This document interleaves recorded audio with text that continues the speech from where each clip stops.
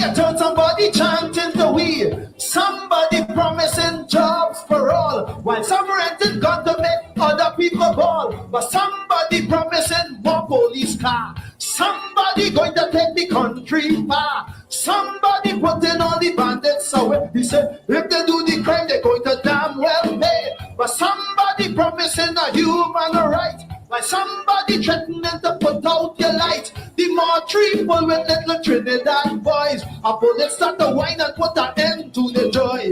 Now the lion call for the mama to born, the Nike gone, the gold teeth on. You see they want the pocket full with blue silk.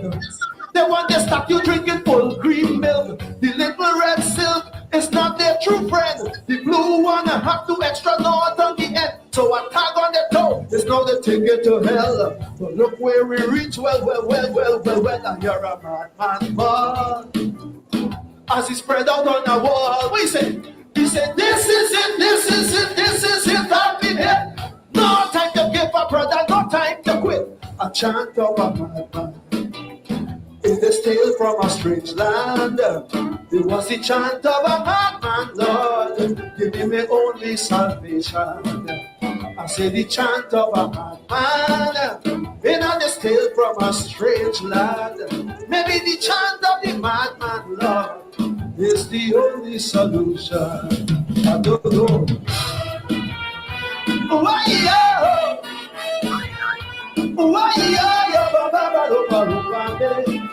oh, mama,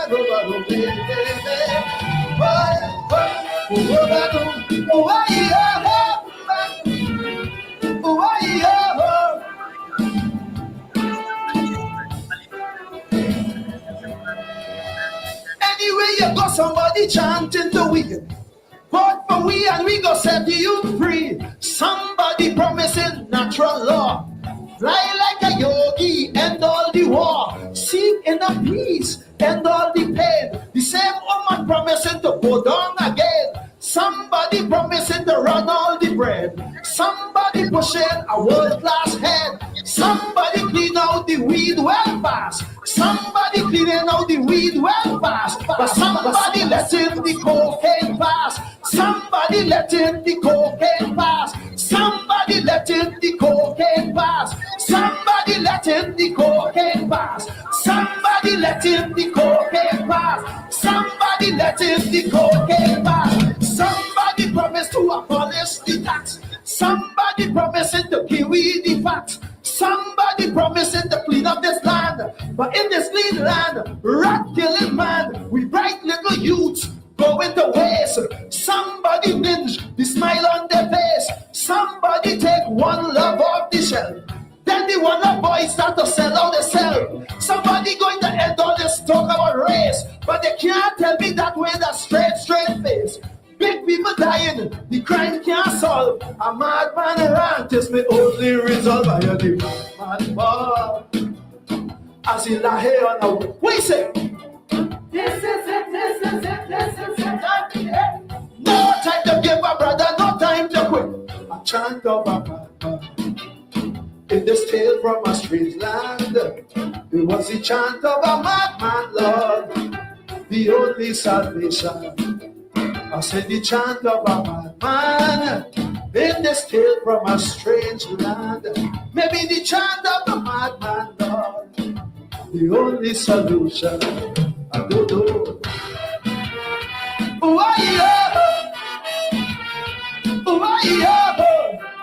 Oh mama,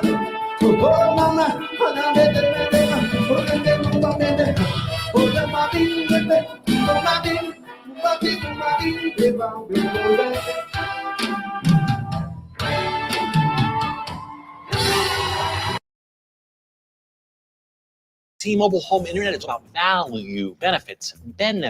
What you doing, Zach? I'm rehearsing for our T-Mobile Home Internet commercial.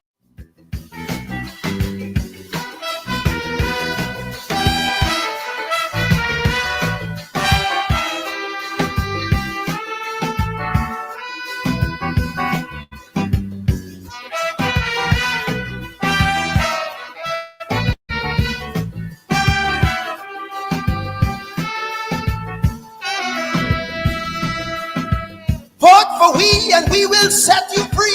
Anywhere you turn, somebody chanting to we. Somebody promising jobs for all. Some renting gun to make other people ball. But somebody promising more police car. Somebody going to take the country far. Somebody putting all the bandits away. He said if they do the crime, they're going to damn well pay. But somebody promising a human rights, while somebody threatening to put out your light. The mortuary full with little Trinidad boys. A bullet start to whine and put an end to the joy. Now the lion call for the mama to mourn. The Nike gone, the gold teeth pawn. You see the one the pocket full with blue silk. The one that start you drinking full cream milk. The little red silk is not their true friend. The blue one have 2 extra knots on the end. So a tag on the toe is now they take it to hell. But look where we reach. Well, I hear a madman ball as he spread out on a wall. He said, this is it, I've been hit. But no time to give a brother, no time to quit. A chant of a madman in this tale from a strange land. It was the chant of a madman, Lord. Give me my only salvation. I say the chant of a madman in this tale from a strange land. Maybe the chant of the madman is the only solution. Hit me hard. Why-yo? Why-yo? Oh, Trinidad. Oh, Trinidad. Oh, Trinidad. Oh, Trinidad.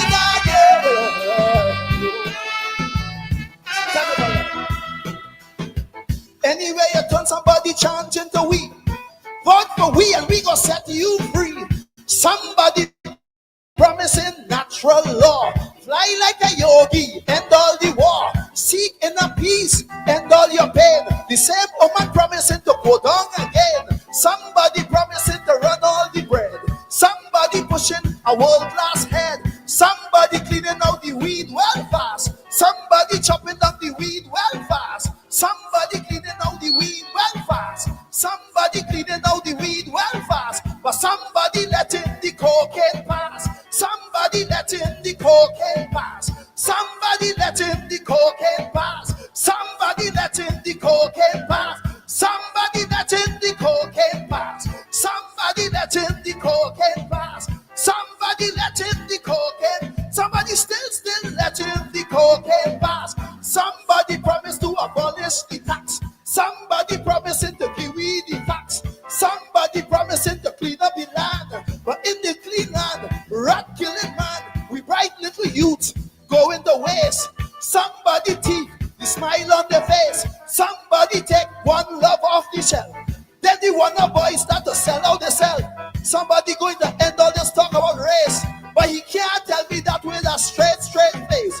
Big people dying, the crime can't solve. A madman rant is my only resolve. I hear the madman ball as he lay on the wall. He said, this is it, I've been hit. But no time to give a brother, no time to quit. A chant of a madman in this tale from a strange land. It was the chant of a madman, Lord. Give me my only salvation. I say the chant of a madman in this tale from a strange land. Maybe the chant of the madman, the only salvation. Thank you very much. Good night.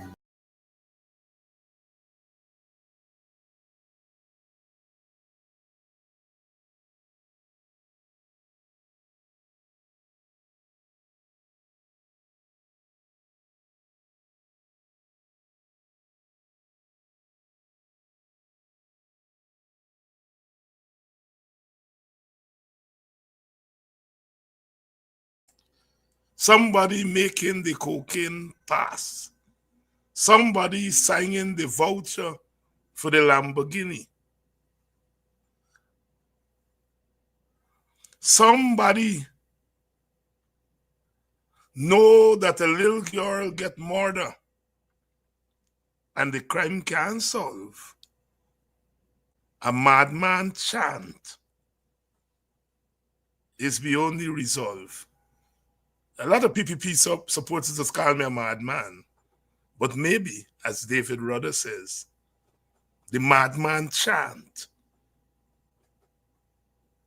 is the only thing we left with. Good evening to you and welcome to Politics 101.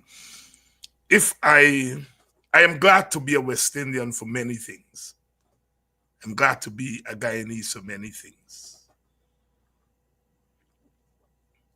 But that music, the kaiso, the calypso,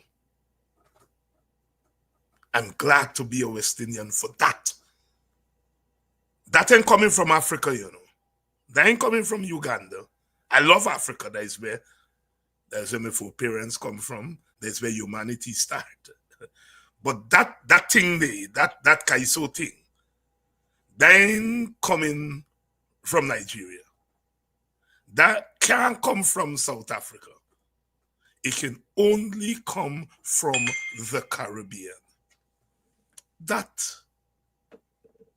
is what is unique about us. Bringing to bear on our cultural expressions the cumulative experiences of our myriad diverse experiences, rubbing it into one. It has a beat, a heartbeat, but that heartbeat spreads from the origin to all who came. Is waiting. That is why we now have chutney soca, which is a little bit of a redundancy, if I may choose a word, because soca is Indian beat, African kaiso beat, creating the soul of calypso.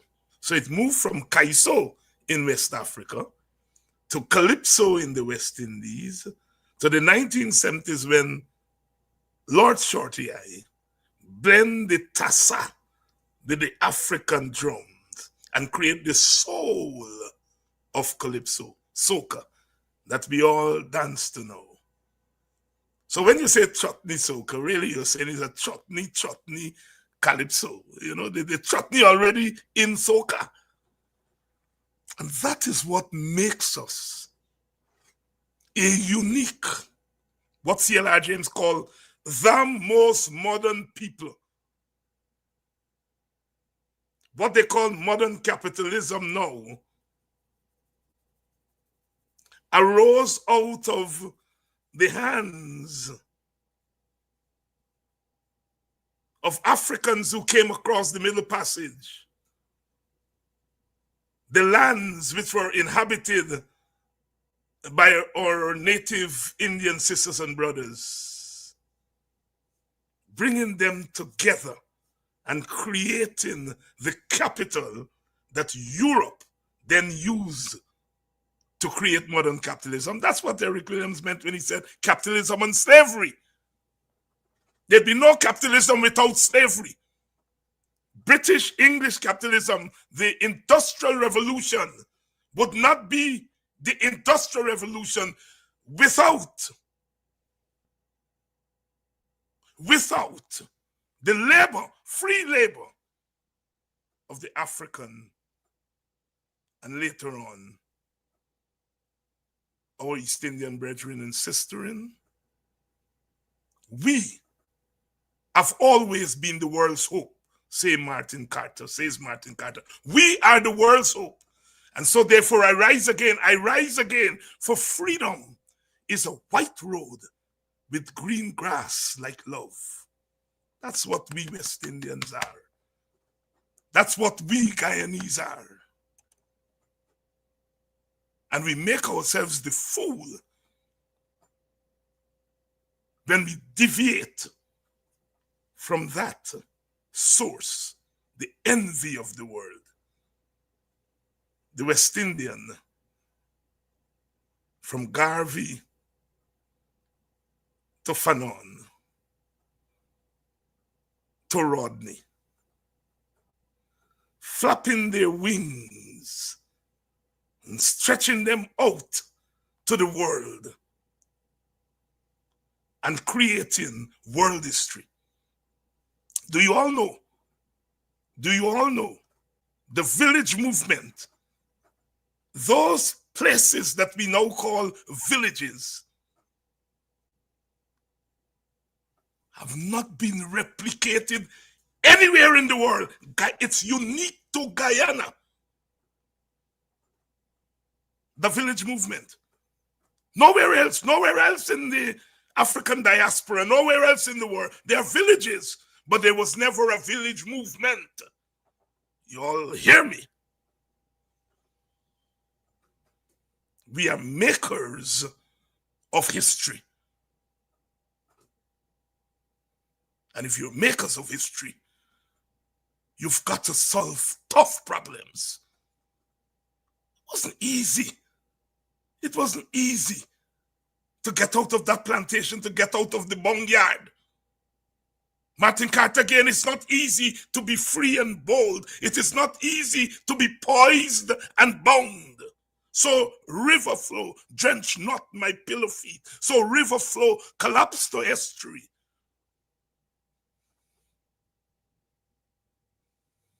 Only the world's hope. Hope only.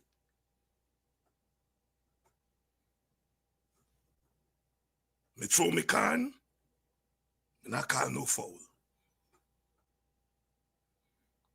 It's a crisis of imagination.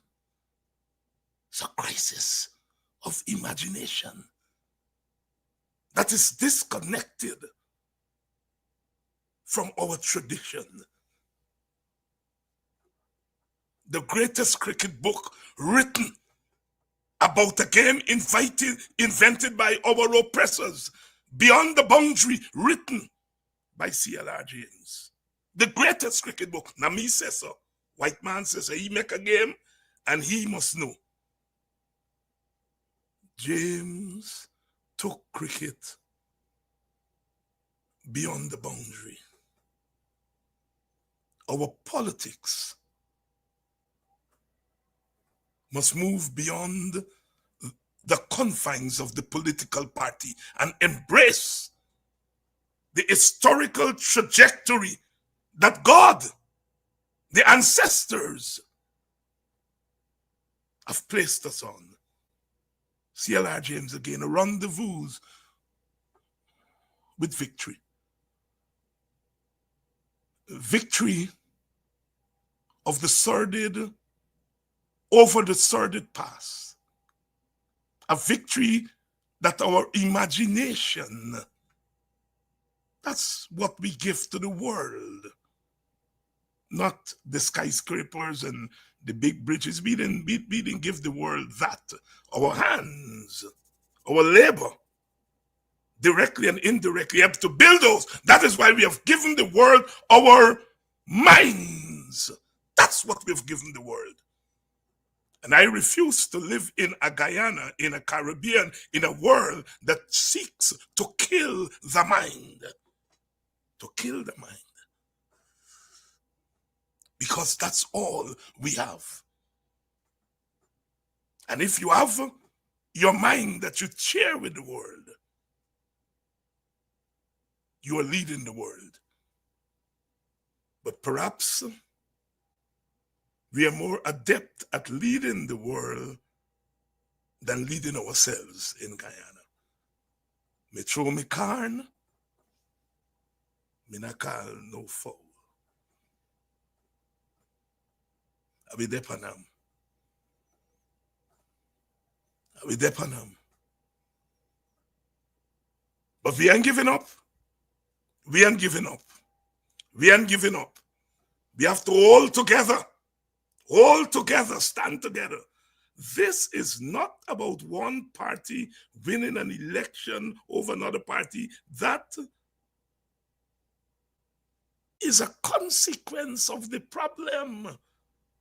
The problem is, how are we all together going to hold this history, this movement together? Me throw me can, but me not call no foul. A man a cussy wife. Go away, me not want you. Go away. You not make me food properly. Go on. Go away. Go away. You are not electable. Go away. You chase a wife. One day woman can't take him no more. She bend down and start to pull out. She grip from her bottom bed. For pack for go away back at she mama. When he watch a woman bend down. Say, watch where you last. Watch where you last. Watch what miss your ass. When he see that, you hold on on a woman. Push your head out the window. He tell a donkey cat man who have been come for carry she back at she mama. He said, turn back cat man. I will dep on him. Turn back cat man. I will dep on him. That's what we have to do. We have to tell the cat man turn back and hold on to each other. Or else, are we after September 1st, gonna say, watch where we last, watch what miss we ras.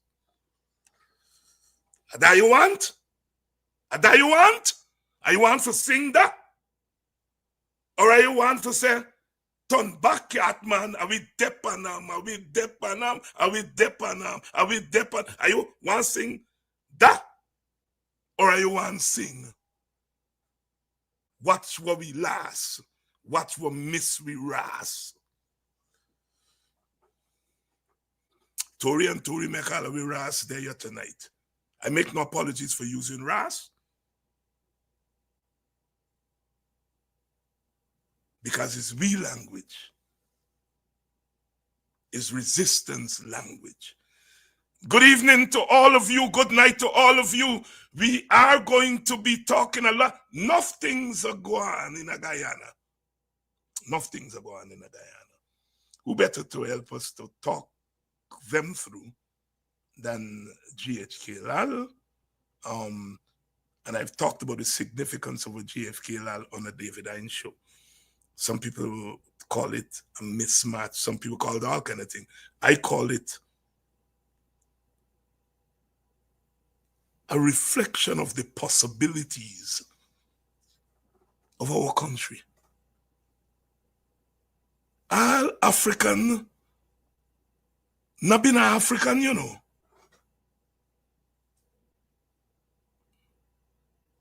They come from Africa as Karmanti, Yoruba, Igbo, Congo, Akan, and they turn African, starting on the Middle Passage. They turn black man, starting the Middle Passage. Our Indian brothers didn't all come here, you know, as Indians. They come as Hindus and Muslims and Madras and Christians. They became Indian in Guyana and the Caribbean. Not Indian as in the nation state India, but Indian as a transplanted nation. The process of creolization. Process of creolization. And so if we can creolize Indians coming from India and make them Indian in the Caribbean, or we can criticize Africans coming from their different ethnic groups, and they became West Indian and Guyanese here. And the Portuguese who come from Madras become Portuguese in Guyana. And the Arawak and Carib and Wapishiana and Makushi and Waiwai turn Amerindian. It's the creolization, my brothers and sisters. That's the path. That's the trajectory on which we're on. But we think that creolization has to mean you must become me, and me must become you, and I must forget that I am I, and I. So we want to get rid. We want the creolization, but we don't want the root of the creolization. Back to front. Back to front. The best creolization is a democratic creolization, where I is I, and you is you. And the I and the you come together in the context of self-respect, equality, and justice, and create a we. But the we is grounded in the I and the you. When I was a young boy in Buxton, we had a show, 1979. It ran for 6 weeks. The Catholic Standard had a headline, line up for Buxton. People line up for 6 weeks. It was called I, You, Me. I, You, Me. 1979, Catholic Standard, line up for Buxton. The first time you had a big show outside the Theatre Guild that run for 6 weeks with a matinee on Saturday afternoon for the children. I, You, Me. Good evening to you all, and we are ready to let go of the week, this week, and we're ready to talk. Talk is not always cheap. They get cheap talk. But not all talk is cheap. There was a man who once walked this earth. He created a revolution with soaring and searing rhetoric. The drum major. The man of the beloved community, Dr. Martin Luther King. His words were sharper than any knife. His words penetrated deeper than any bullet. Words, oh words. Words are revolutionary. But there must be a revolution. You all are ready for me? Good evening to all my comrades and friends. Good evening to all of you. Good evening to all of you in the United States of America, the Caribbean, North America. Good night to those of you in London. London. The other man from a village named Samingo, he go away England. Like he see turtle a walk on them road in London. He come back a boxing and he tell this story. Oh, he been in London, and if you see how the turtle they walk, nobody interfere with them. Them little by game, the name London turtle. Good evening to all of you from London. Do they still have turtle? Do they still have turtle a walk in the middle of London? Good evening to my friends in Canada. I always forget my friend them in Canada. Canada, the North. I know Canada is a big, more big, as we were saying, and more bigger country, landmass than America. When we were boys going to school in general knowledge, we learned that. And we also learned that North America is not just Canada and America. Mexico is North America. A little bit of geography here tonight. Good evening. Good evening to my friend Colin Burke and Rennie David and Brian Moses. They called me over the weekend. I would not say everything they told me. But one of the things they say Canada people not cheap. Canada people not cheap. They just spend their money, but they don't have Cash App and Zelle and them things. So we have to work out an arrangement where they can make the contribution. So Canada people not cheap. It's just that they ain't get the American story going on there. Good evening to all my friends in Canada, especially those who I went to school with, them boxing by and so on. And it was so good to hear from you all over the weekend. And I trust that you all continue to support us, continue to believe in what we are doing. Let me bring in GHK Lall. I've kept him waiting long enough so that you all can gather. You all too noisy tonight. Sit down. I sit down. Sit down. Who can sit? Who not get bench? I sit on my ground. I sit on the ground. GHK Lall, I hope I'm not embarrassing you with my bad speech. Good evening, everyone. You couldn't, even if you tried. How are you doing, my brother? I'll just open up to you for your opening statements. In all fairness, I have given my opening statement. Yes. Exciting times in this country. You know, we have a road ahead of us, and every time you think that this road can't get more demanding, it does, but it brings out the best in us. What are we made as individuals, and what are we made as a people? What kind of society do we want? I think that's what kind of quality of life we want here. And we're not just talking about economics. We are talking about the character of our country. And the character of a country is built by the people who contribute to it, who lead the way in principle, in the kind of actions that are trusted. People say, you know what, the man there, I can take a chance with you, right? The man that is stark straight. The man will look you in your eye and say, here, if I tell you I can do this thing, I can do it. And I think that's where we are. You know, I heard the Calypsonian, and I heard you take off on some rhetorical spirals.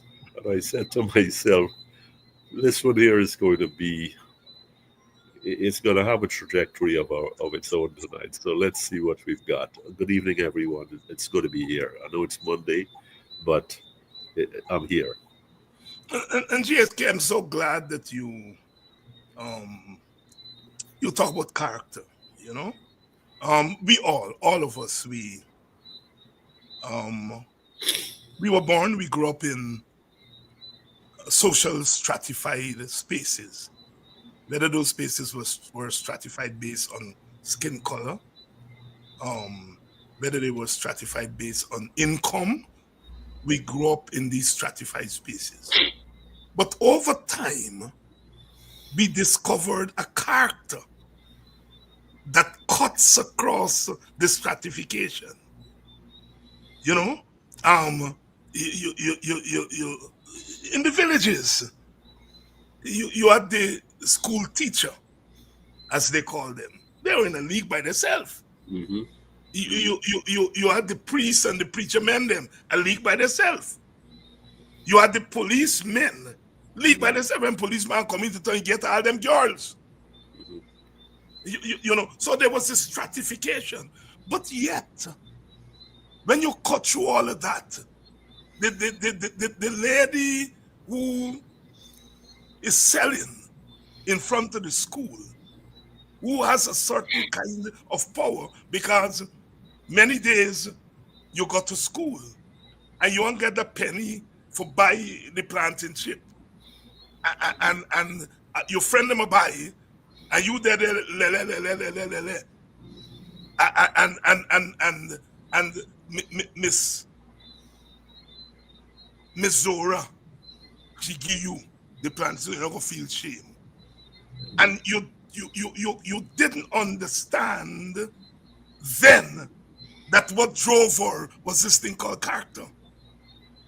A character in a stratified space, that ultimately, when the noise is over, when the radiogram turn off, when the drunk man, they take their last shot and they gone home,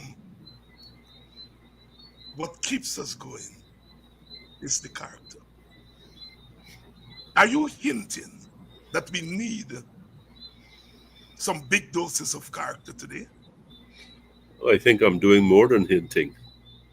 I'm saying that if we are going to go anywhere, we need that caliber of character. We need that element that resonates long after all the noise is over. We need, after all the wrangling and the rowing, we need something to stick with us that says, you know what, we are somebody and we have some place to go. And by God, we're going to get there because we've got righteousness. And I don't mean that in the religious sense. Our cause is right. Our roots are or were in the right place. And I'm here and I want to make a contribution towards getting to that place where this society that has so much going for it should be. Look, we could talk about party, and we could talk about ideology, and we could talk about history, and all of those have their relevance. But it's me and you. And when I say that, the people listening here and the people not listening here, who are going to contribute in various amounts to what we're going to have as a society. Look, we could have all the mineral wealth in the world. We could have all the people coming here and dropping a doctorate on my head and shaking my hand and we roll out and and and if we are being used and allow ourselves to continue to be used, and we feel that we have arrived, we only fooling with damn self. We are only continuing a cycle of mental slavery and economic depravity that should not be, because we are better than this. The assets we have should empower us to think higher than this. And I think that character, the essence of our character is what must show through here. That we are willing to make a sacrifice to get from A to B, to get from where we are, which is where we don't want to be, to that place that keeps eluding us, that keeps being outside of our grasp because we haven't willed it to happen. We need a nucleus of people to say, well, damn it, I don't want to deal with this anymore. I want a different country for my children to grow up. I want a different country for my golden years, silver years, whatever it is, to be spent. How long are we going to run and go to a place and live in a basement or start over in a basement where we are looked upon not even as full people? I mean, how much more do we want the people in Washington to tell us, listen, you could come here, but we can tolerate you. This is our own. This Guyana is our own, and we are better off than many other societies in that we have the assets and resources here that have been given to us to not be talking about character today. We should be educating other people about what their characters ought to be. And I look, our leaders should be exemplary in setting standards that we, like the headmaster you talk about, the policeman, and I remember them. I have very, very, not just fond memories, but high regard for these people that were there, that are part of my presence. Forget about upbringing, part of my presence. And that is what I bring to this society. That is what I bring to this program. whether you agree with me or not, you being you yourself or the audience. And I say, look, we must represent something that is different, something that is clean, something that makes us feel that we can hold on to this because it can carry we somewhere. I would love to hold on to the government. The government ain't gonna carry me anywhere other than down. They might give me all the money in the world, but what kind of soul will I have? I don't want to hold on to the noise that is telling me about this one and that one. And if you talk so, that one gonna look upon you differently. Well, by God, let him do that. Let her do that. I We got to stand for something that is revolutionary in this country. We guide along passively and docilely and saying, you know what comes to do? I don't want to be a part of that mentality. My my inner self doesn't allow that. Call it character, call it fiber, call it what you want, David. But here's the story. That's where I am, and that's where I think a lot of people in this country are. But they are lacking in that, shall I say, courage in in the moment to come over and say, well, look, it's time for this society to be different. And the only way we have to have the will, that will of character, that will of vision to take us to that place. We need to get to that place. Here, how long we gonna go on like this? Let me switch something here. How long are we gonna go on like this, being at each other's throats? You talk about togetherness. Are we? We. I'm a subscriber to that. I'm an owner of that. And I want to see. This ain't got nothing to do with ideology or ethnicity. This is who we are as part of the human family. And I'm saying, unless we start thinking about we, the other people gonna eat with dinner. Somebody gonna eat with dinner here, either with the local tyrants or the ones who are coming from outside. Somebody will eat with dinner. GHK, you have been talking for a couple of years now about this moment that we're in, the election moment, coming down. It's as if we are always in the election mode in Guyana, but now the bell has rung and we're ready to go. But yet we haven't really settled some outstanding business that need to be settled before we go down the home stretch. If you're doing a 400 meters, you know, we know the race comes down to the last 100. If you're doing the relay, it comes down to the man who run in the last leg or the woman who run it. But what he or she does in that last 100 meters is dependent on what happens before. From the time you hear bow and your mark gets set, go. We are in this moment, but we are still not certain. We're not certain about the rules. We are not certain about the contestants. Is this usual for an election or is this a Guyanese thing, GHK? I think this is a Guyanese thing, and this is something that we seem to want to hold on to. We have been talking about elections before GCOM in the public space, and it's been, well, there are some things we have to address here. We've got to face them square on and say, these are our problems, these are concerns for us. Biometrics, voters list, those are the two that stick in my face. And I think they have legitimacy.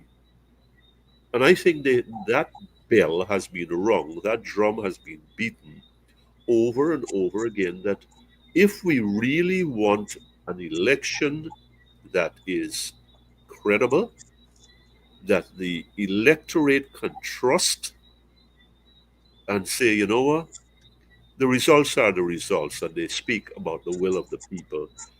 I could say that's something I could put my shoulder to. But when we go in with these biometrics is not a huge, is not a little thing.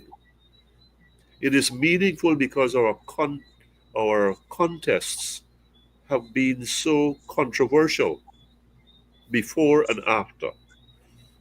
Bloated lists seems to have dogged us for decades now. We should not still be talking about this, and because we've started talking so early about these things, even before the first 300 meters of that 400, 440, whatever it is these days. We were talking that before we lace on with shoes for go down for the one knee to get down with the blocks and say get set. We were talking about that before. Therefore, some sort of interest, some sort of time had to be set aside to say, let us look at this thing together. Don't tell me about what's wrong with it. We already know what's wrong with all of the systems that we have. We can't stop rowing about the last one and the one before that, and who didn't do it right and who get it wrong. Because we know those things, we know how polarized our society are. It is imperative. This is not a luck and chance thing. It is imperative that the people who can make the decision say, in a spirit of togetherness, let us gather around the table and sift through this thing and come to, before we get to a conclusion, let me come to a consensus. I don't think so much as sharing the difference or splitting the difference. I'm saying, do we need biometrics or not? Do we have a list that all of us can say, I could put my head on the block for this, or it's as good as we are going to get? Because we are far away from those things, we need to say, let us take a look at it. Let us look at how we can implement this. If we need more time, then that time, it's best we have a delayed election than we have one that's on time and we roll with it all the other time after. Or because now we've had oil in the mix for 5 years and we see what oil can do for the few, the many are saying, the multitudes are saying, well, I can't let what happened to me for another 5 years. I think this is where this comes down to, and we've talked about where this society is perched and perched precariously. I think we've got to give some credence to that and some recognition to that. I am seeing and hearing, and it can't be me alone, where this society is in response to, in respect of the murder, the death. Here, don't tell me this picnic drunk by itself of an 11-year-old, right? I've never used that word before. I'm going to use it here tonight. This was not an accidental death. This was not a random death.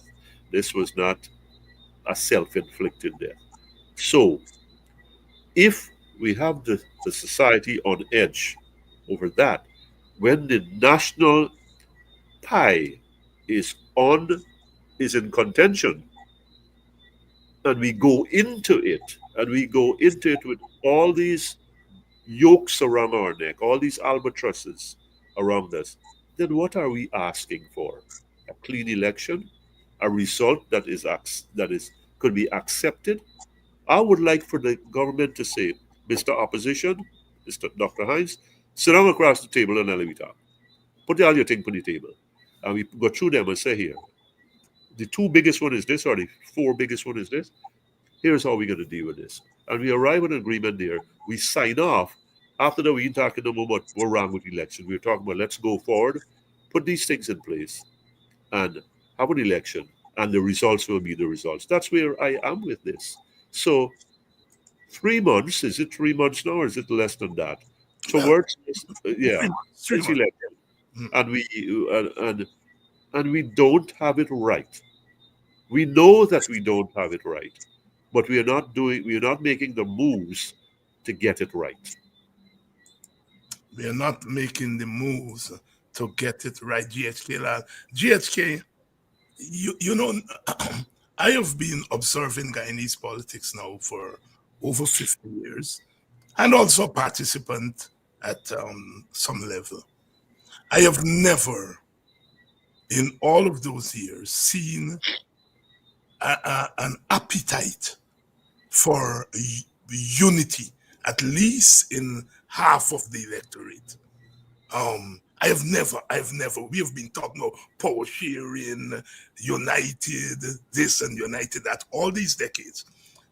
I have never seen the appetite that I've seen among opposition supporters for the coming together of the opposition groups under one banner. And I want to repeat that. I have seen the desire for unity before, but I've never seen the kind of appetite. Yet, here we are in what many people consider to be um, the opposition, meaning the People's National Congress, the Alliance for Change, and to some extent, our formation, the Working People's Alliance. Here we are going into the election with, it seems, two different outfits, rather than this unity that is boiling up so much at the bottom. And you have written about this. I mean, you have constantly talked about this. Even recently, you throw out, a candidacy of Carl Greenidge, and people latched onto it and began to explore the possibilities, which is again a reflection of this desire for unity. Yet we have the leaders going in disunited, it seems, as of today. But the people at the bottom for unity, talk to us about that dissonance. I share the thought and the view, like the people at the bottom, and I'm at the bottom. People may not believe that a divided opposition is a defeated opposition. We got to talk frankly here. A divided opposition is a defeated opposition. The margins between the ruling party, the governing party, and the opposition party is thin. So you don't have the luxury that the opposition can say, I have numbers on my side. I have history on my side. So what I'm saying, you have to have that opposition functioning, presenting a one block presence. Because then now that serves as a motivation. That serves as a motivation for an incentive for your supporters. It also, I think, makes the undecided voters in this country, of which I understand it could range anywhere from 20 to 30%, the undecided voters say, you know what? This group here functioning as one, a unified group, WPA, PNC, AFC, whatever, I think I'm going to try, they deserve a chance. I think this is the way to go. I think I am backing a winning ticket. Unity has those byproducts. There will be that emotional pull.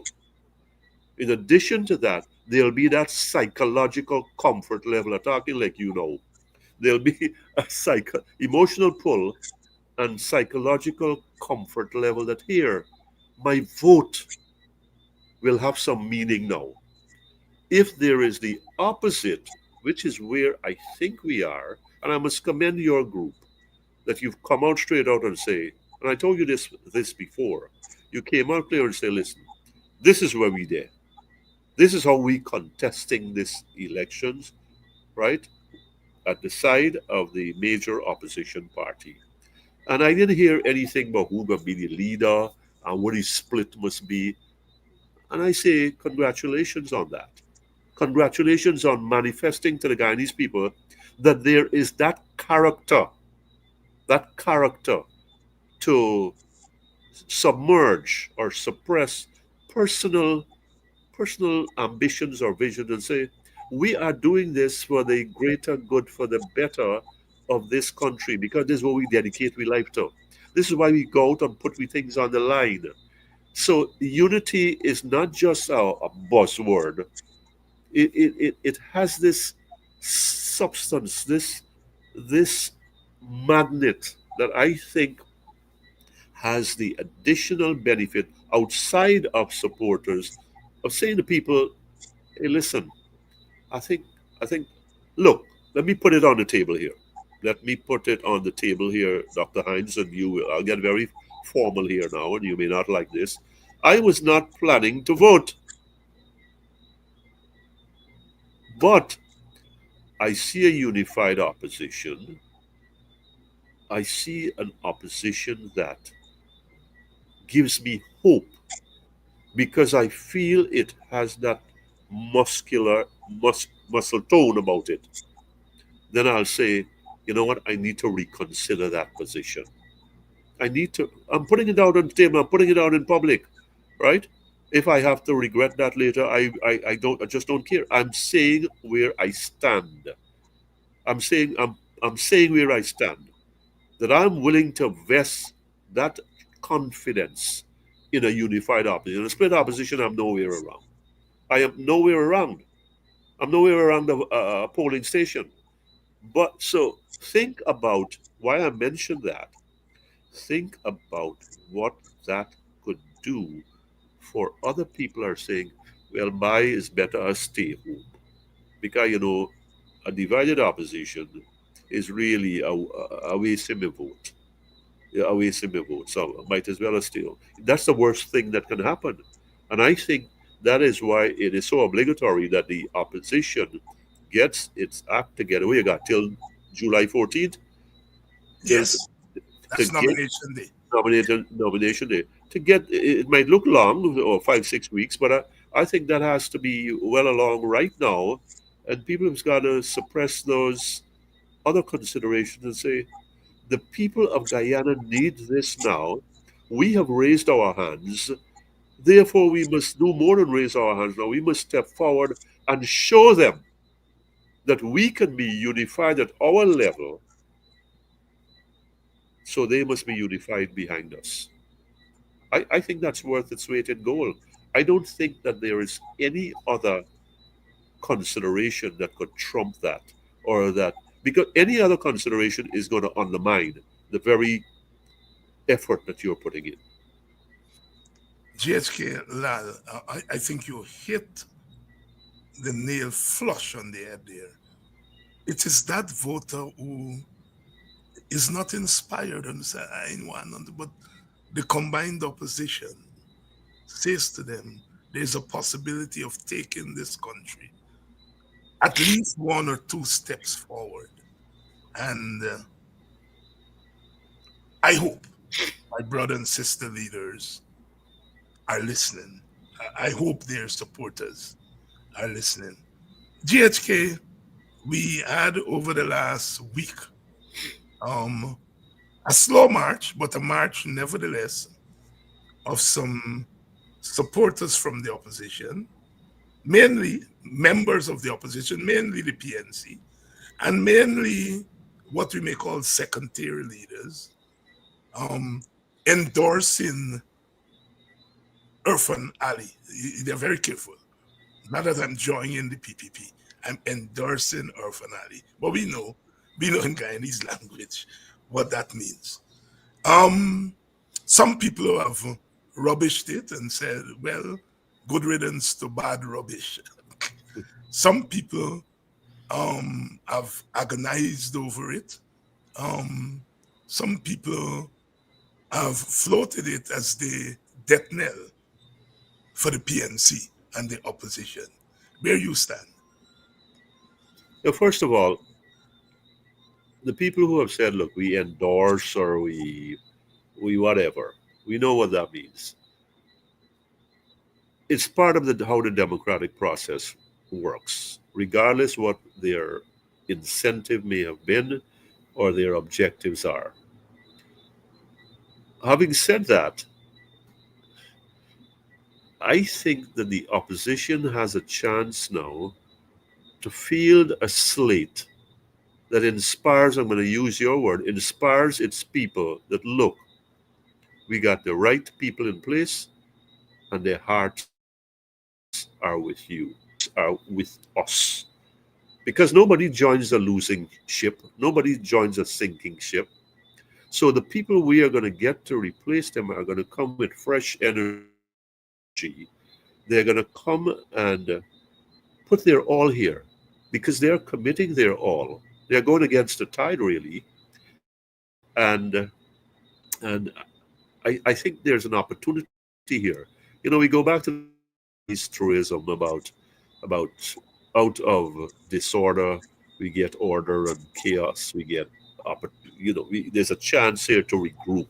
So that being considered, look, yes, it's from the PVP perspective, the opposition ranks are crossing second tier or whatever.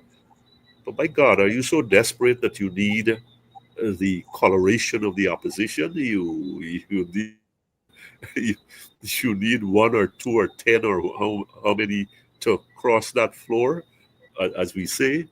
And what message are they sending to the people that they were once going and shaking their hands and saying, you know, we are with you, we are for you, we are going to go to bat for you? What has happened to all of that? So how do anybody trust these people anymore? Having looked, again, I go back to character, having looked at a poor man, a vendor, people selling saltfish and bake on the road, and say, I'm looking forward to your support because I really need to see you go to another level. You get a bigger stand. You're hiring people and working for you. You got two stand, or however that's translated or conveyed.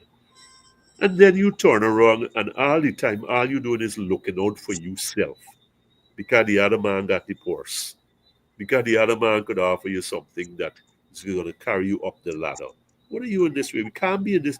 Look, you, I'm calling you out here. Well, I ain't calling you out. I'm putting it on the table. You do your work in Arizona. You ain't doing what you're doing here for money. You ain't in politics for money, right? I think you're in politics, and that's why I'm on this program, because you feel for the people. You feel for you people. Some of them say you feel for black people. Well, I don't see anything wrong with that, right? I think that you at least, and you're open about that. Don't tell me you for Alawi, I'm talking generally now, Alawi, and you really are a goddamn hypocrite, waiting for one people and hanging me up, by where, and got me hoping and stretching out my hand for any blasted, scrap a piece of bread that you don't want to eat that you give me. Here, we the issue of character comes back here now. When the going gets tough, the weak gets going. And that's what happened here. We got to get people who are of a caliber, who are of a character, of a strength that say, we can fight this thing through. We are going to fight this thing through. But then again, there's another side of this, David. The PPP has a knack of singling out and going after people who are buyable. You think they'll come to me? You think they'll come to you? Mm. No, man. They got to people who are buyable. They're for sale. Y'all pardon me here. You use your words. I can use me thing. It's like them people who are just selling themselves on the street in the evening hours, right? They have prostituted themselves. What you're engaging in is political harlotry. Now, understand this. You got a right for do that, right? As I say, this is how the democratic process works. But, and I stay there, but when you abandon your people, when you abandon your conscience, or when you sell your conscience, when you barter your soul for what? A pot of soup? Eh? You abandon it for a pot of soup? You using carnal all the time. a corn on the cob? Is that what you're worth? Is that what the people in this country are mean to you? Whoever you are, whoever you are, you've done this, or you're going to do this, or you're thinking of doing this. Look, man, yes, the people got all the money and all the incentives and all the attractions, but I think we got to stand for something and show the ordinary citizen in this country, of which we came from, that we are with you. We feel your pain, so therefore we're going to share your pain. As hard as it is, as uphill as it is, as difficult as it is made, we are going to share that because we feel we could offer something better. We feel we represent something different. And that's where I think, and all of this comes right back, the unity, the character, the vision, the suppression of ambition, the willingness to sacrifice so that we have a better country. If all of we run and take what we get, we who are the spokespeople, we who are the writers, we who are the people that are looked at and said, if only we could take he out of the equation, then they ain't got nothing. Then the people ain't got no voice. The voiceless have no voice, and there's no power speaking for the powerless. This is where I'm. You gotta think before. I don't think any of the people who cross the floor, they're so bad. Things are bad with them. They're so hard up that they had to go and do that. It's because they want the easy way out, and they want the quick riches, and the being close to the how the money is being parceled out. And we are seeing some of that playing out with this tax business. But that's where I stand with this. I have only utter scorn when things like these happen, right? Look, I have to call it as I see it. You have to call it as you see it, and there is that instinct in ourselves as Guyanese, as Caribbean people. There is a part of us that always calls it as we see it. GHK, you were here last month. The story of Adriana Young had just broken. We are now 1 month, I think 5 weeks on. And in this small polity, this country of 750,000 people, this mystery has not been solved. It has now gone international. The government could not do what all governments should do.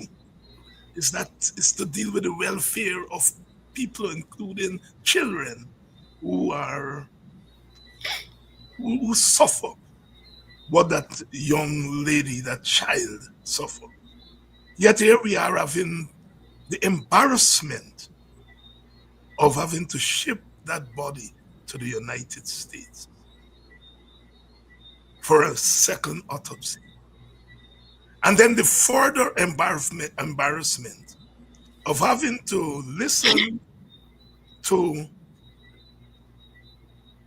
the pathologist who did the second autopsy talking in a language that makes sense to all of we.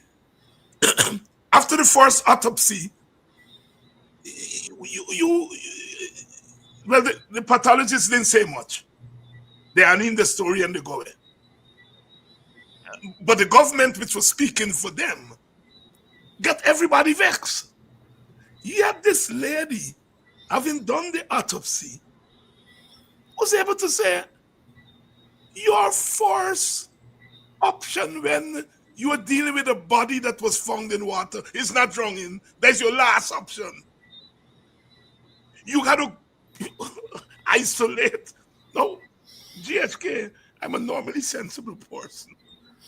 I read books and so on. But there's something still have to be explained in a logical way to me. And when I heard that lady talking to Travis Chase, I said, But this lady makes sense. This makes sense. This is what I learned as a little boy. This is what I learned from reading books.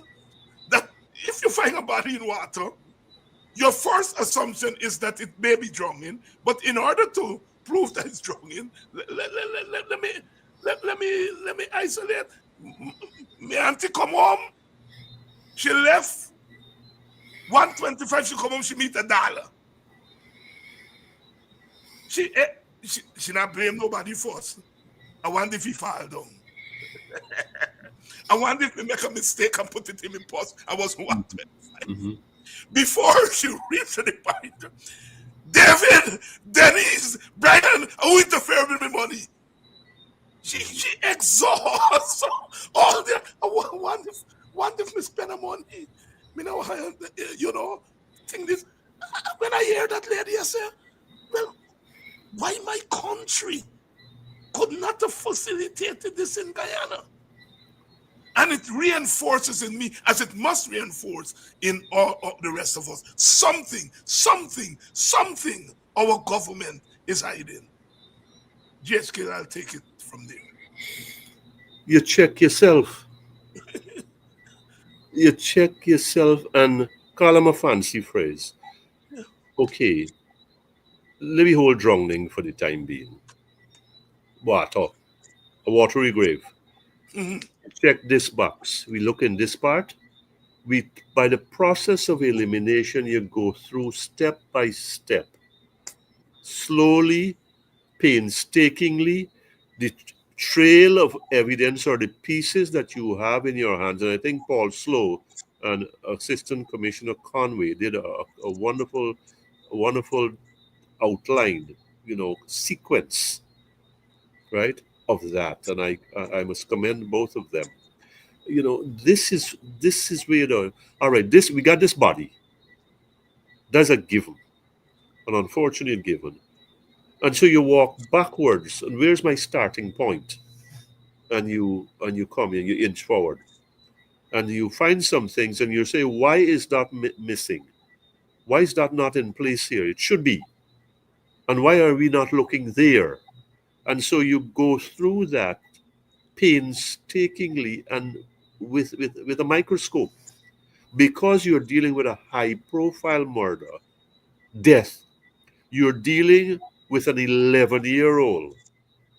You can't tell me about because we care, and at this point now, you only care in this manner, or you only care because it suits you, or what you say is the definition of care. No. You've got to go through all the steps to satisfy reason, justice, the demand of justice, and say, man, look, we have exhausted all the avenues, some known and some newly found. And let me have now a conversation that says, this is where we did. This is where the trail of evidence has brought us. Look, I want to go back to our Wall Street thing. Insider information, insider trading. And this might be a little strange for people. They got something wrong here. Some people making a whole set of money, and they say, no, we are market strategists. We do our research. Lo and behold, when the SEC go backwards and check all them phone records and check their lifestyle and when information released and who related to who. That is when the thing is there. Who working in some chemical company that related to this or some technology company. And so this is where we go. Is this branch here branching off to something else? Those were not, I think, given the proper attentiveness that they should have. Is that, look, we are aiming for a conclusion, and that is what we can build this thing towards. And I think that's what the lady said. What's her name? Carol, from the second autopsy. In Georgia, yes. In Georgia, right in Atlanta. Good. So you don't start at the end. You walk backwards and you say, what do we have to work with? And why don't we have this? Therefore, this thing is inconclusive. At in the most palatable situation or here. So this is a suspicious death. There is foul play here. I mean, I've written a lot about this, and I'm just doing it from a layman's perspective.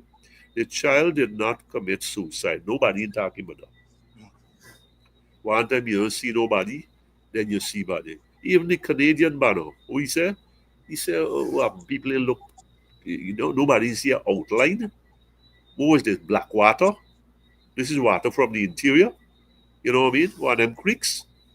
So you're adding to use Akbar's Justice Akbar Khan's famous words. You're adding darkness to darkness.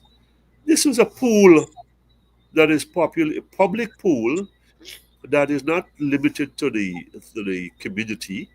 So I think that some things have been suppressed here or ignored or steered away from, so that you will get to this place that was this farce that the president talked about in terms of a thorough investigation.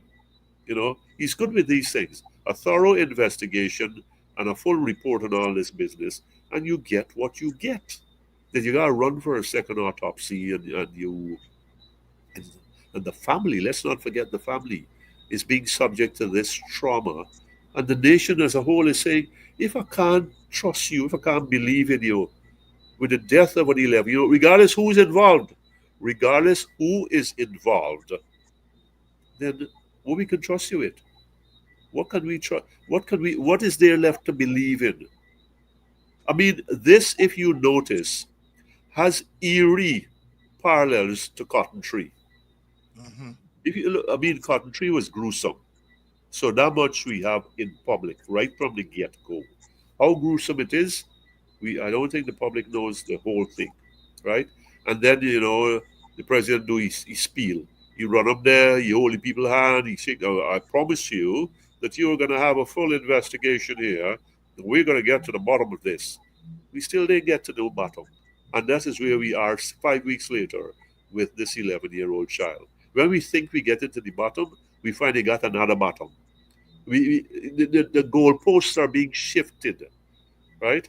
And I hate to speak in sports terms and when we were talking about the death of an 11-year-old. So something is missing here. Some people will say, well, you're looking for find something. Damn it. Things ain't making sense. When here, sometimes we are wrong.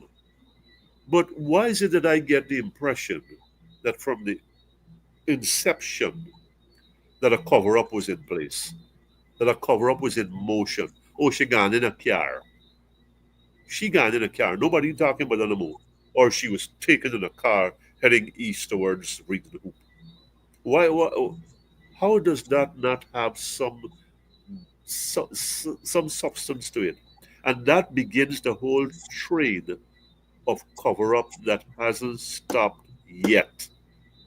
And the government has a lot of explaining to do, not just about what we get in public, but why is it that this thing has to be so clouded, so murky? We can't talk about justice when our systems are functioning in this manner. We can't talk about leadership or character when look at where we are. This is a child. What happened? The soul has gone out of us. We got to protect some territory, some turf at all costs. So, where does this carry us now? To what? The next controversy and the next death, the next set of circumstances that's going to divide us even further. Some people want this thing for go away. Yeah. They want this thing for go away. They want it. I was in a program late last month. Yes, this is about a week ago or 2 weeks ago, and the people who put up the program said, somebody said, "Hey man, what you doing? You go to in Dal." Yes. Yeah, You yeah. know, I remember that program. storing up the thing. Yes. The blasted thing need to be stirred up. The pot needs to be kept kept open and let the smoke come out. Right? Let the smoke come out. Let me get some light out. Let me, out of this thing here. That is where I am, and that is what I think the government, an honest government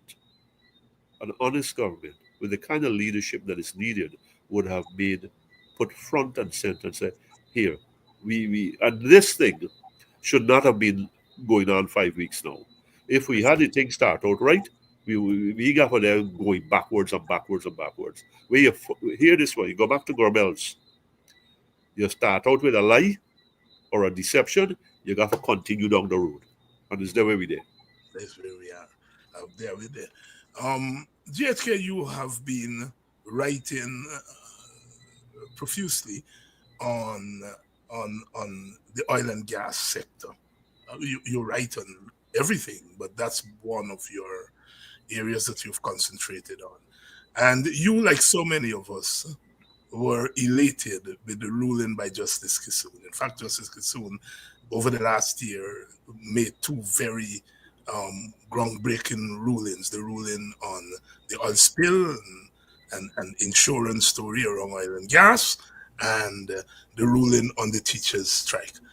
But we saw something that I have been boxing my brain to remember if any government had the audacity to do. The government went to parliament and used its tiny majority to overrule a ruling of our court. Now, usually what you do when the court make a rule you don't like, you appeal, right? And then when you appeal to the appeal court and then you think you appeal, you get the apex court. What this government has done, it has not exhausted appeal. It has gone and used a slim majority in a winner-take-all system to overrule the judge. I don't think that thing has its parallel. I was looking back, I was thinking about the Timal case in the 1980s. But on the Burnham, on the Jagan, you didn't have that kind of thing where the court was overruled by going to parliament. What's our talk to us? Well, this is the type of character we got in government. That's something that look at the issue here. What protects this country, the people of this country, in the event of an oil spill of magnitude? I want to frighten people and use word like catastrophic oil spill and all them kind of thing. An oil spill of magnitude that could extend to our neighbors, Venezuela and Trinidad, especially. Trinidad, we know what their lifeblood is, tourism, right? Beaches. May want to hear about currents and trade winds and all of the thing.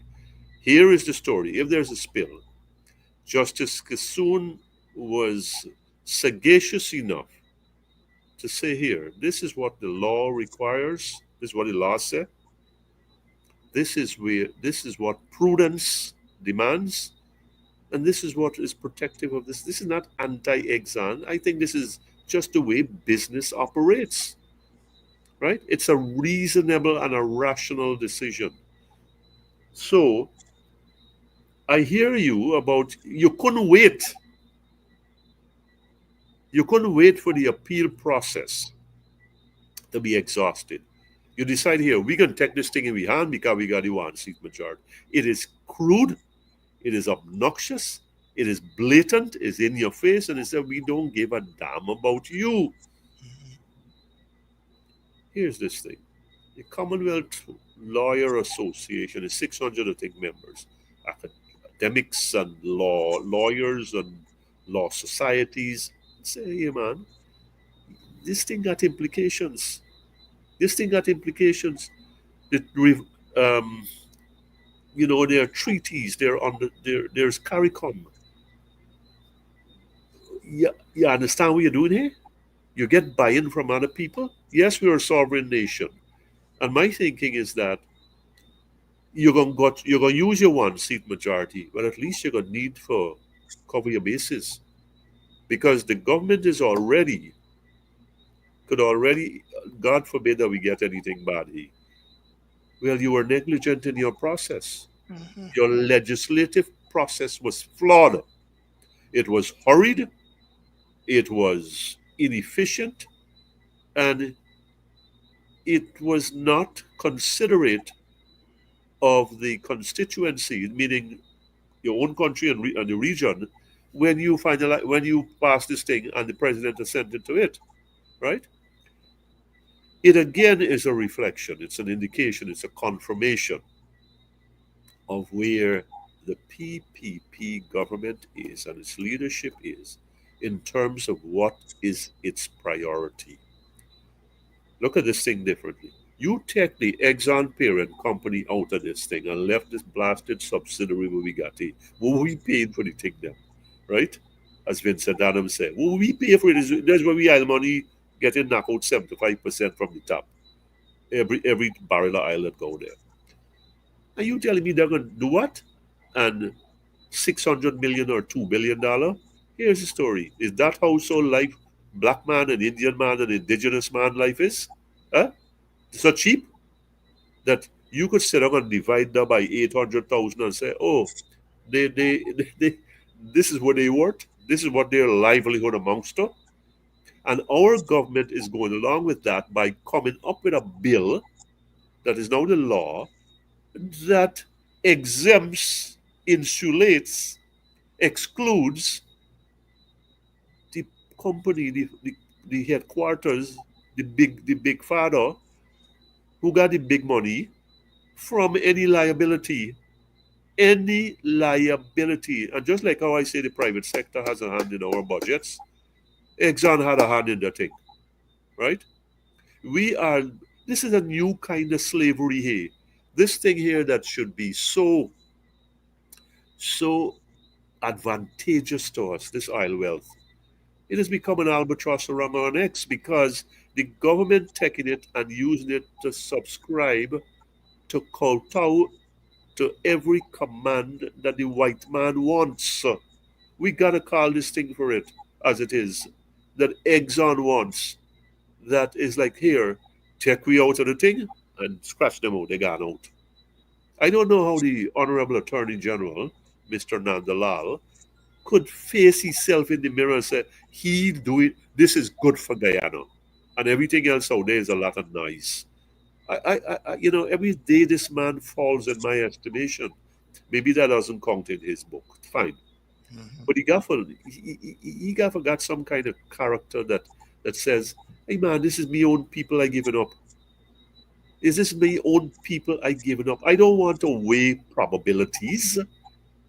Some parliamentarian got to jump up and say on the government side and say, or a couple of them, listen, I'm going to deal with things that are domestic in nature, but this thing, the implications of it, the potential consequences, the dangers, the costs are so unthinkable that we need to get these safeguards in place.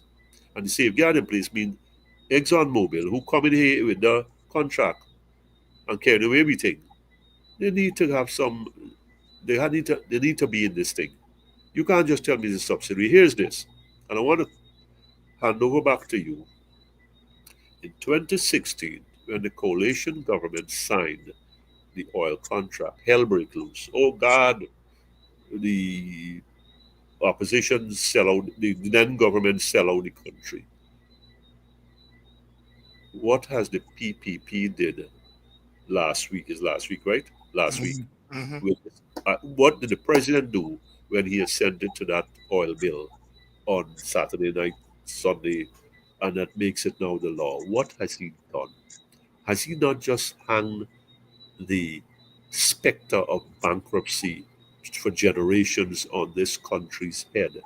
if something were to blow up, God forbid, out there? Why even test the fates? If it don't happen, everybody happy. If it happens, we got a system in place. We got a protection in place that we necessary. How does the government? How does government go to the polls and say, "We're looking out for you. We got you interests first, and we have done."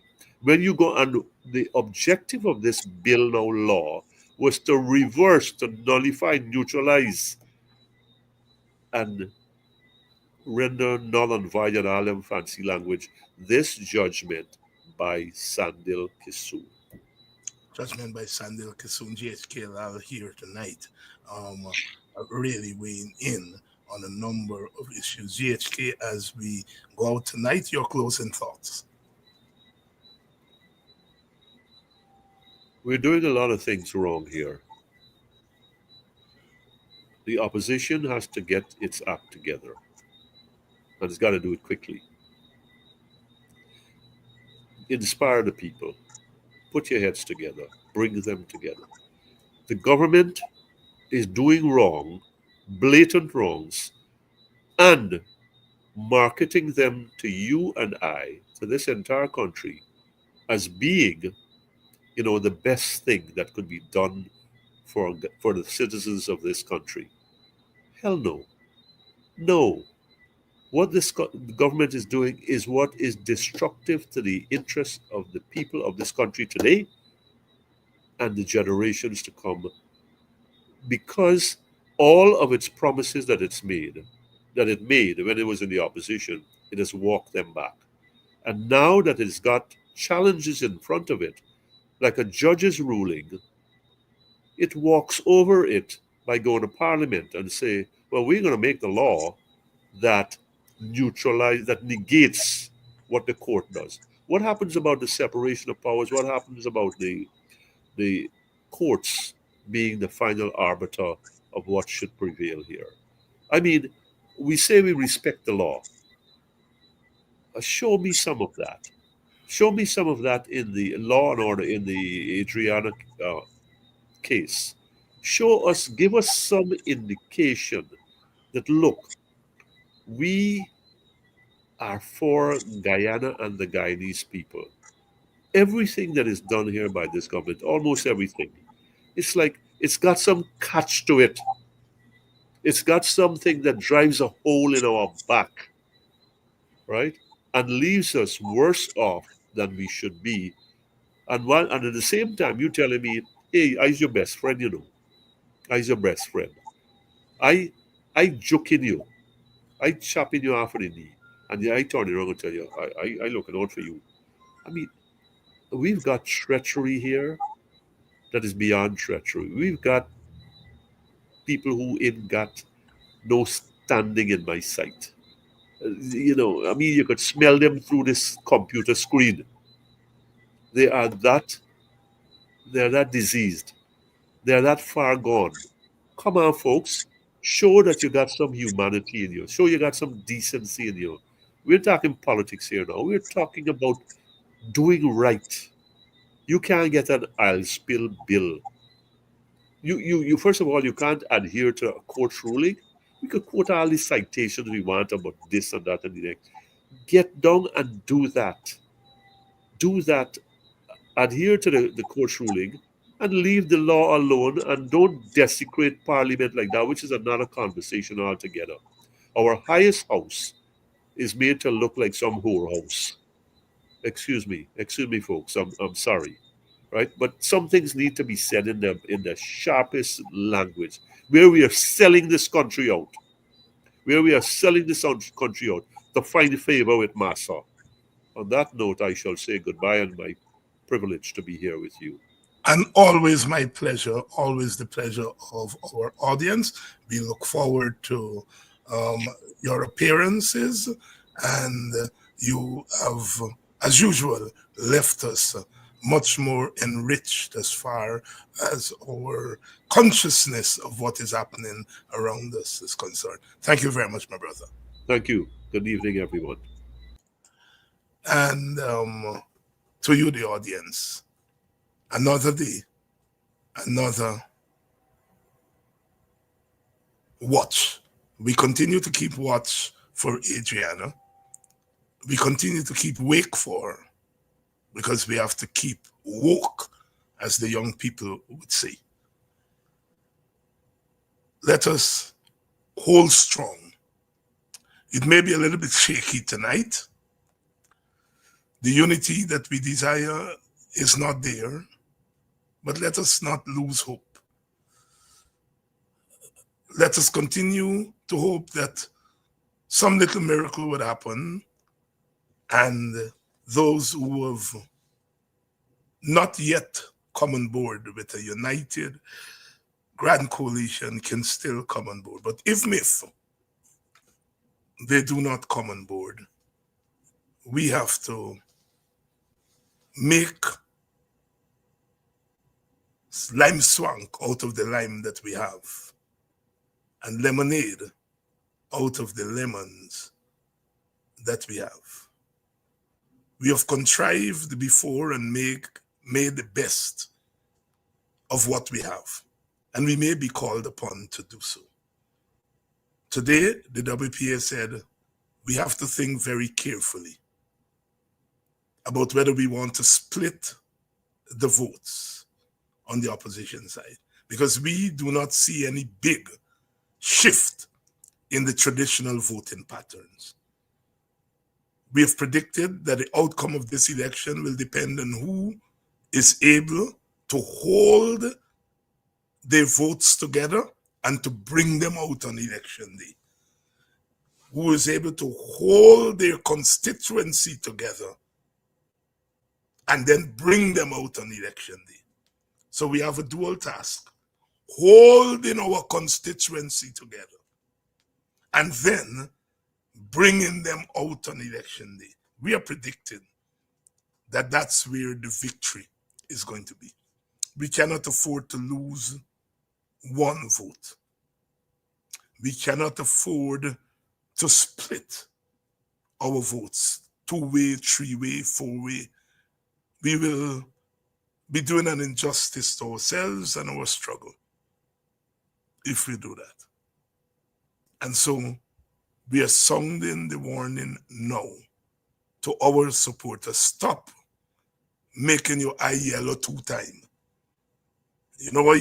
Making your eye yellow 2 times? You're watching you plate and you're watching your Matty plate. Right? You're watching Mohammed, you're watching this, you're watching that. Watch in your own plate. Now make your eye yellow 2 times. We have to learn some hard truths about politics.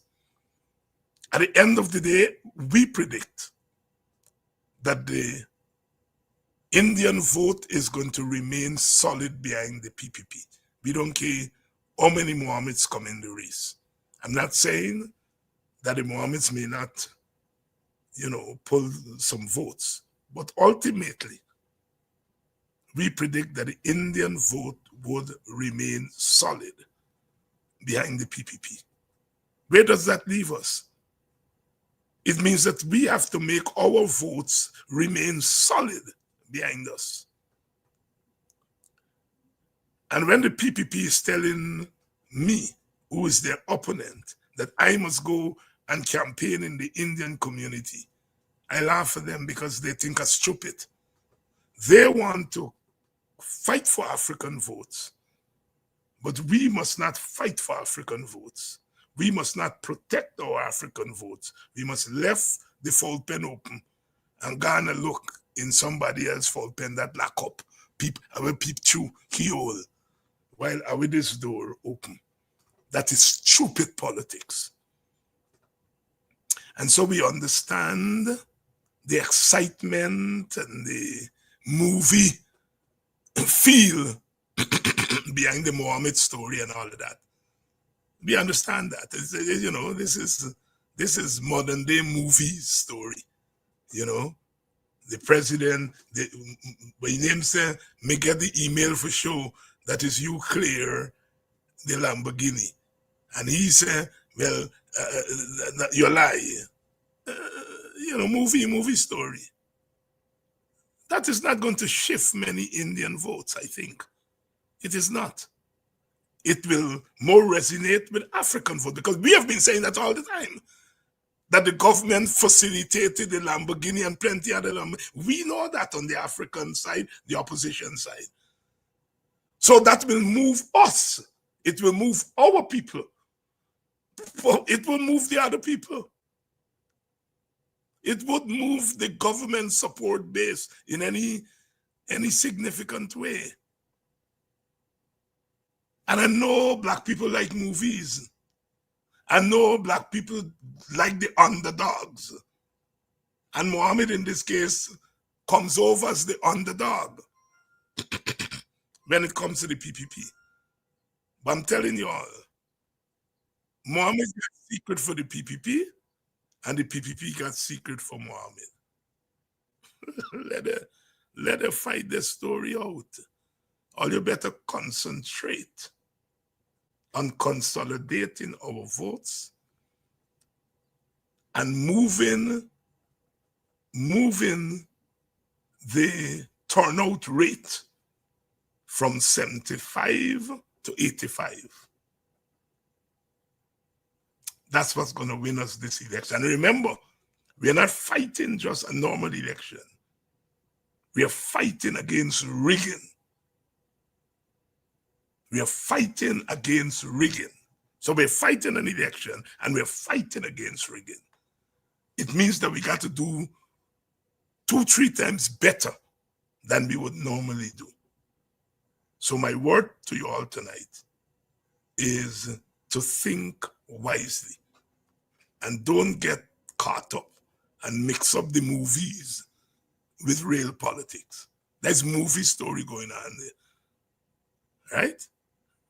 A playboy and politician friends.